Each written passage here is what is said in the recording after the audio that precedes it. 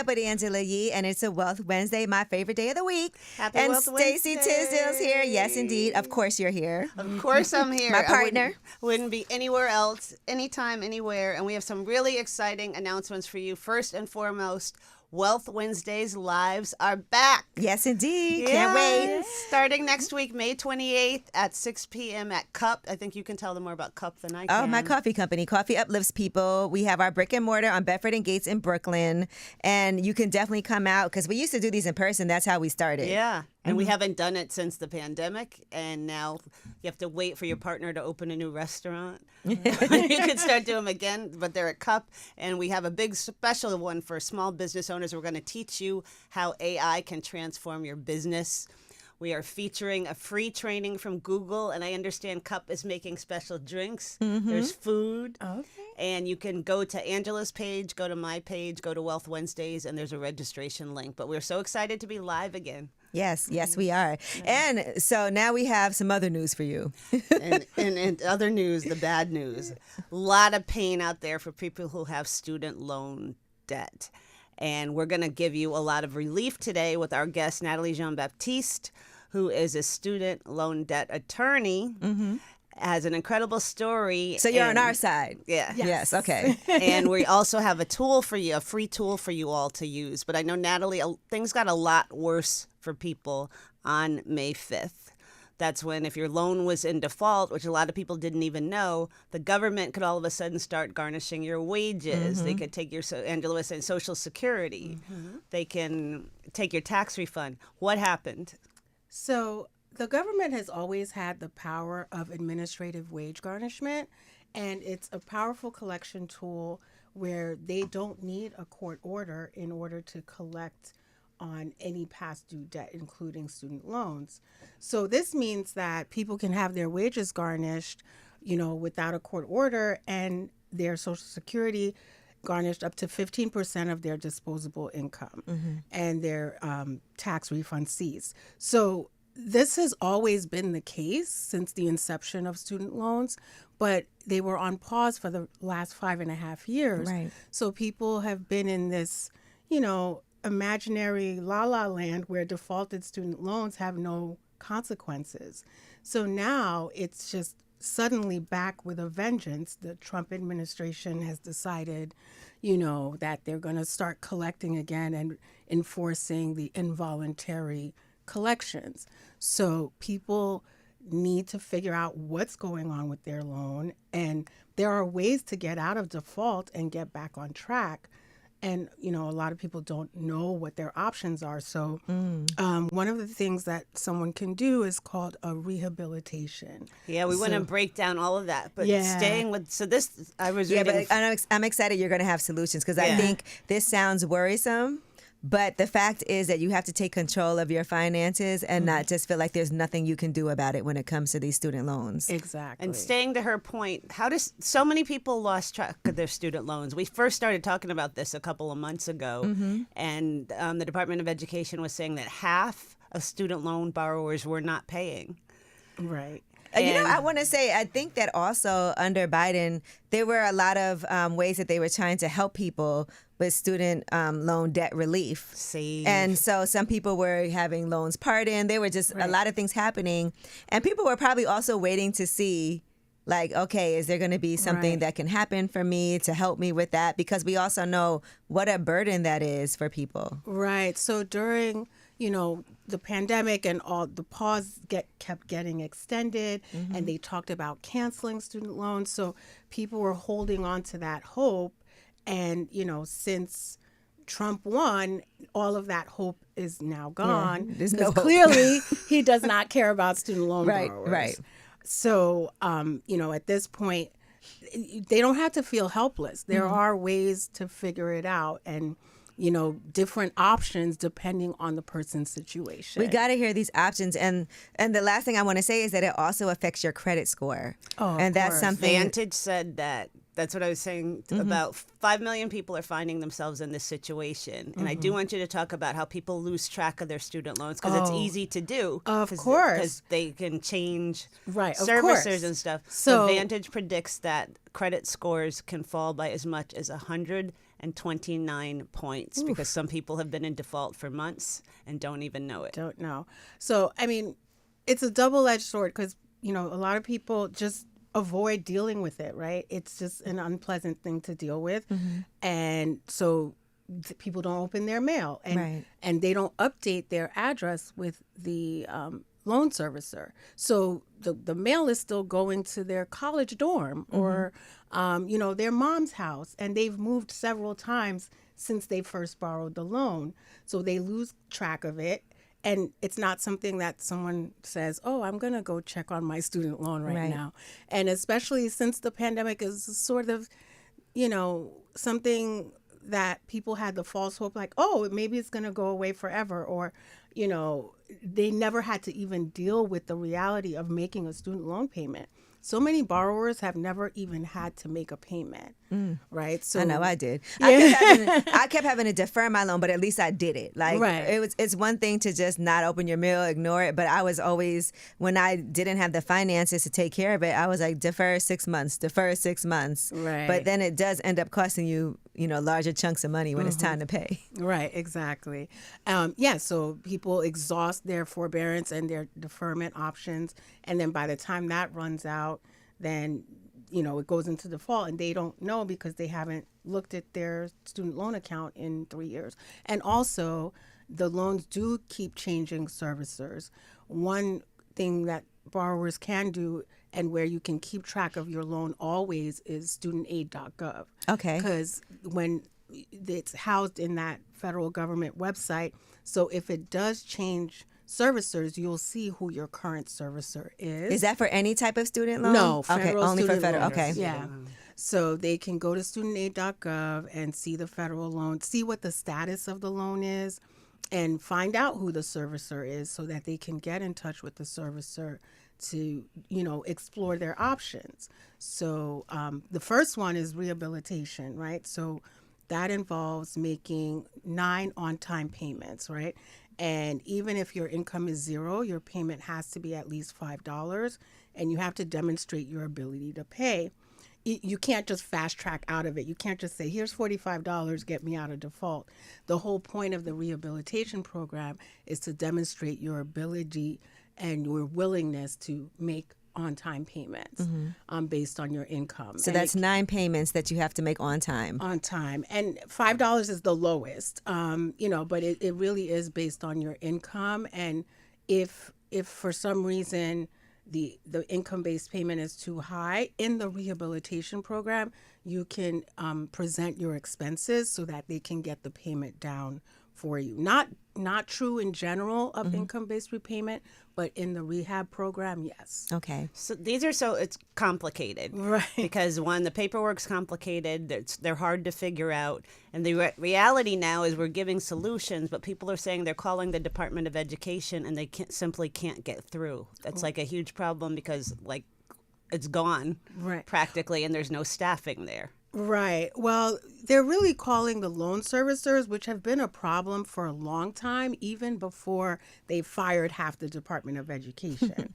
But yeah, the wait times are up to 4 hours. I've heard people will wait 4 hours and then the call will just drop because the phone like just won't stay on. I hate when that happens. When you're waiting and you're like, hello, yes. and then you just hear a dial tone and you're like, oh my God. And the average wait times are about 4 hours, but the average call with a live person is about 5 minutes. Can you imagine waiting 4 hours to talk to somebody for 5 minutes? They don't have an updated system where you could like text or no, none of that. They got to update that system. That's what everybody has had to learn how to do. Okay. Right. And I tell my clients just go online and try to do as much as you can online. You don't necessarily need to talk to a person. because a lot of the things can be done on the servicer's website or on studentaid.gov. Well, one of the reasons that we have you here today is because we've created a free tool for our Wealth Wednesdays audience and for everyone out there that helps you analyze your loan, figure out your best options, gets you the right forms you need, and helps with the paperwork. Yeah. And we really felt this issue. Yeah. So if you go to You have a son in college. Hello. I know. Don't remind me. I am his loan servicer. I am his loan servicer. So if you go to teamwealthwednesdays.com, right at the top, we have our student loan center. We partnered with Student Debt Solutions, and they created this. It's so cool. It tells you everything about your student loans. And I know a lot of people, the issue is they fill out the forms wrong. Right, exactly. And I worked with them to develop that tool, and that's why. So you tell them people how great it is. Right. So you would log in and create an account and put in your specific information. You know, your name, if you're married or single, how many children you have, things like that. What types of loans you have, what type of job you have, and it will create an action plan for you and give you a step-by-step guide, an action plan, and compare the different repayment options depending on what your goals are. So in like maybe 15 minutes tops, you will have a clear action plan of what you can do about your student loans and which way resonates best with you. That's great. So as opposed to waiting 4 hours on hold, or even student for loan 15 minutes, aid site's a little confusing. Yes, the government site is a little confusing, but that's always the first step, is the government site, because you need to pull your data from there in order to put it into our tool, so that way they know exactly which loans, the program knows which loans you have, you know, what your situation is, to be able to come up with the action plan. Natalie, let me ask you what I know people want to know. All right, a couple of things here. So let's say, you know how sometimes they say things drop off your credit report after 7 years, or file for bankruptcy and I don't have to pay this money back. When it comes to student loans, what's the rules on that? Right. So even if somehow you're able to work some magic and get the loans off of your credit report, it may boost your score temporarily, but know that it's eventually going to come back. And also, you still owe the debt. One thing about federal student loans that people may or may not know is that there's no statute of limitations. They don't play. Right. So meaning if you owe American Express, they have 3 years to collect from you, and if they don't, they're out of luck. They can't sue you. They can't get anything. You just can't get another card from them again. Ever. Right. Well, that part. But it's a wrap. But federal student loans have no statute of limitations, so it's forever. I read an article about a woman who's 70 years old. Exactly. That's dealing now with this student loan debt that she had no idea that this was going to come up for her. Right. So it will follow you to the grave, sadly, you know. So what if you're going to get married? I want to talk to people like that. Let's say, okay, we're about to get married, but then I find out my significant other, my fiance. We're asking for Mano. Yeah, for Mano, because he's getting married soon. Has this massive student loan debt. And so now if you get married, that other person, that's their debt too? No, not necessarily. Okay. No. You know, each spouse has their own debt unless they co-sign for each other, which is another problem. Well, that is really more of a problem with private student loans. Okay. Where you have a co-signer, and the co-signer stories are crazy. Ex-spouses, ex-boyfriends. Parents. Parents, grandparents, neighbors. It's babies. It's wild. Sometimes your kid has no idea they co-signed the loan. This is all really personal for you because it's really personal for you. Right. How did you become this attorney and a student loan expert? So this was definitely not the plan when I went to law school. I went to law school because I wanted to work in the music industry, and that's all I ever wanted to do.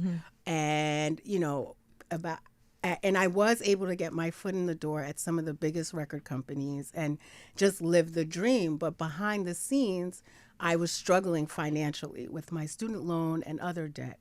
And I was almost a decade out of law school, and I just said enough is enough. And I decided I need to file for bankruptcy. So, I had already kind of made peace with the idea that student loans are not dischargeable. But I said, if I can just get rid of all this other debt, then I can better manage the student loans that I had been paying large payments, about $1,000 a month for almost a decade. That's wild. And the balance wasn't going anywhere. It was still people think you're figures. also a lawyer and you should make enough money to be able to pay off your student loans. Hundreds of thousands of dollars in law school. Right. So I consulted with a few attorneys, and of course they told me, oh yeah, we can help you, but you can't get rid of your student loans. And I was like, okay, fine. And then they were telling me their fees. And at that time in my life, I was so broke that I'm like, this is going to take me forever to come up with the legal fee to file bankruptcy. Wow, so you have to hire a lawyer to file for bankruptcy? Yeah, I mean, you don't have to. But it helps to get it. You could get it done. You should have an attorney, especially if you have assets, but you can do it on your own. So the reason I decided to do it on my own is because I didn't have the money to pay a lawyer.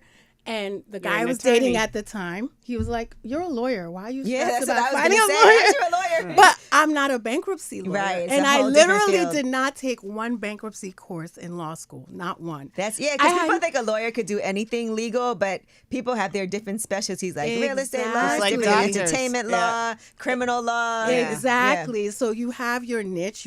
I was doing licensing and music deals and production and management. Like, that was my thing. So I had no idea about the world of bankruptcy. Anyway, long story short, I taught myself bankruptcy law, and I stumbled upon a rule called the undue hardship exception.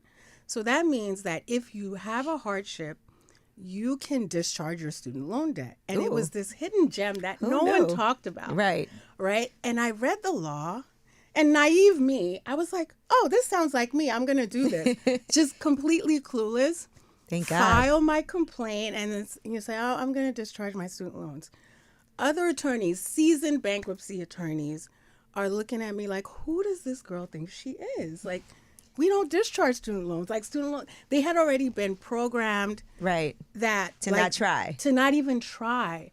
So I'm trying, and I'm naive. I don't know if you guys have seen Legally Blonde, but Elle Woods, you know how she gets into Harvard and she's like, oh, what's the big deal? So I'm like, I'm going to get rid of my student loans. What? Like, it's hard? And, fast forward, I just kept pushing through, even with all the naysayers, even when I felt like I was in over my head. And I went to see the so-called experts who know how to do it. And they wanted to charge me like $10,000 up front. I'm like, if I had $10,000, I wouldn't be seeing you. I wouldn't be here. So I was like, I just got to figure this out on my own. End of story. I wiped out $120,000 of my student loans.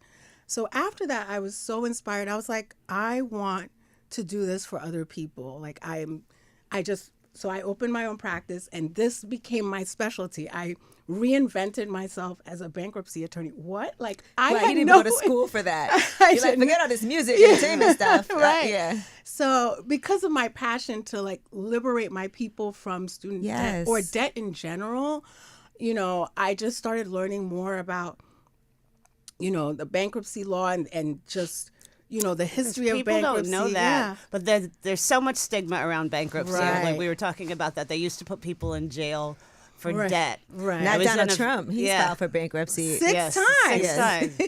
I was in a tool, clearly. It really is a tool. That's what it's meant for. I was in a film last year and with a financial advisor was one of the people, and he was talking about how he sold his retirement. He got rid of his retirement accounts and all these things to avoid filing for bankruptcy. And I'm listening to him, and I'm like, bankruptcy is would have been the financial move, and that you could have protected all those assets. Exactly. Talk about that. So, bankruptcy is one of the most powerful but underutilized tools, especially in our community. All because of mental stigma stuff. Yeah. Right. So people think about bankruptcy of what they see on TV, right? So on Wheel of Fortune, you get on the bankruptcy and you're like, oh my God, you lose everything. Or in the movies where they watch, them take away their cars and their stuff out of their house, but that's not how it works at all. Bankruptcy is designed to give people a fresh start. And there's something called an exemption, right? So every debtor who files for bankruptcy has a homestead exemption, right? Because the law recognizes you need a place to live. You have a car, motor vehicle, cash, retirement, life insurance. These are things that you protect through filing bankruptcy.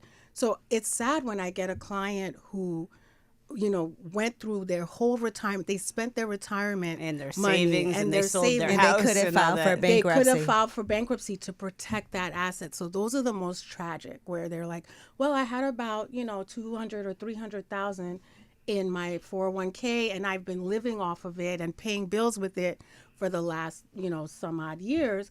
And I'm like, wow, it's tragic, because they literally could have protected the whole retirement account and still got rid of their debt. That's why you mentioned Donald Trump. The wealthy use this as a tool constantly. They file bankruptcy to protect their assets. Exactly. We will spend it because we have so much shame about it. Right. But that's not what it was set up for. Right. And in some states like Florida and Texas have an unlimited homestead exemption. Can you imagine? You could have 8 homes, like but a I'm mansion. bankrupt. Well, no, it has to be one homestead, but your homestead could be like, a $5 million house or whatever, and you still get rid of your debt. So the sad part is, it's like people don't know how it works. They have so many myths and misconceptions around it. They feel like it's the end of the world. And even myself, I thought about bankruptcy for years before you did it. Before I did it. And I was like, I'm a lawyer. I'm supposed to have it together. I'm partying with rock stars, literally. And I'm out here, struggling, but I need to figure it out. And the years that I wasted trying to figure it out, I wish I had just tapped out sooner. Right. It's and like if you're fresh drowning start. and there's a lifeline, but you just don't want to take it. But things do happen for a reason, because maybe you wouldn't have started your own practice if it hadn't taken you that long. Right. They can also deny you, though, right? If you file for bankruptcy, they can also say no. Well, they can, but it's rare. I mean, of course, don't do it on your own, but if you don't have assets that can be liquidated, like where they deny it is if you have hidden income or hidden assets, where the trustee will find, that you have a house in the Dominican Republic or, wherever, or you have like a hidden account, or you transferred something out of your name before you filed bankruptcy, then you would get denied a discharge. Okay. But if everything is on the up and up and you're income eligible and you don't have any assets that can be liquidated, so I'm talking generally about Chapter 7, but even if you have high income and assets that are not quote unquote exempt, you can file a Chapter 13. That's a little bit different, because you have to pay some of it back, and it's based on your disposable income. But there's always a solution. You just have to find what the right fit is for you, depending on your situation. Oh, These is things great. are so important, and our tool's so important.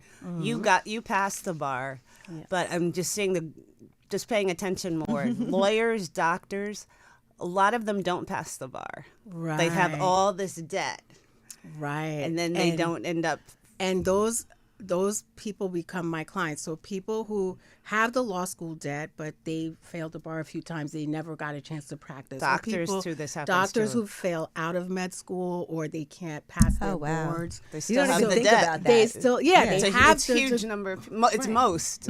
And some people go to school and maybe they change their mind. 3 years in, and they have all this debt, but they don't even have the degree that's going to quote unquote open doors. But even when people have the degree, it's also a misconception that this degree is going to be this magic tool to increase your income. You talk about that for Black women a lot, because they're like, I want this degree and this degree and this degree. Oh my gosh, to be a teacher. Exactly. And it's sad because, people of color, women, they feel like if I get another degree, maybe I'll get hired. And sometimes that's not the case at all, because a less educated white male will still get the job over you, which is sad. That's DEI. Yeah.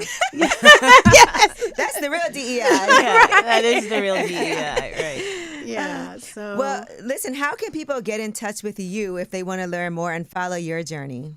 Sure. I'm on social media, all platforms, at Slay Student Loan Debt. Yes, slay. Yes. Slay student loan I know debt. that's right. Right. And if anyone lives in the 5 boroughs of New York City, I represent low-income New Yorkers through the Legal Aid Society. Great. So I am also on a mission to get the word out to more legal aid services throughout the country, because the people who can't afford it can't afford a lawyer are the ones who are eligible for a discharge of their student loan through bankruptcy.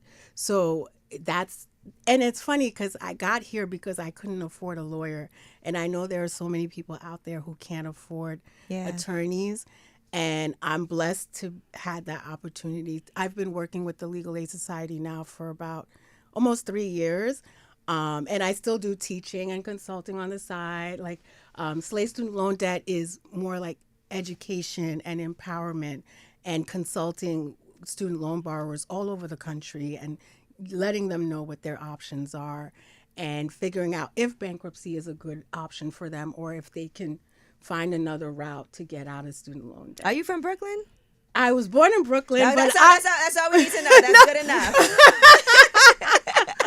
Over Brooklyn. No, but I was born. I was born in Brooklyn. Brooklyn, and I was raised on Long Island. So my parents moved to Long Island when I was, less than a year old. Well, we claim you in Brooklyn. Yes, I claim Brooklyn.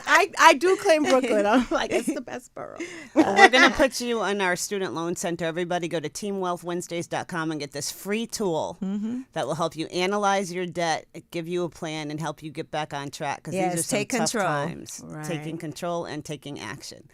And do not forget, Wealth Wednesdays Lives are back May 28th. Learn how AI can transform your small business. We have a free training featuring Google. And where's it going to be? At CUP, Coffee Uplifts People. And this is training that we've done before the pandemic that helps so many people. And this is actually, Angelina is going to be there. And she's the coach that I use when it comes to business. So I appreciate her for coming to spread the word. Yep. Happy Wealth Wednesdays, everybody. Way up.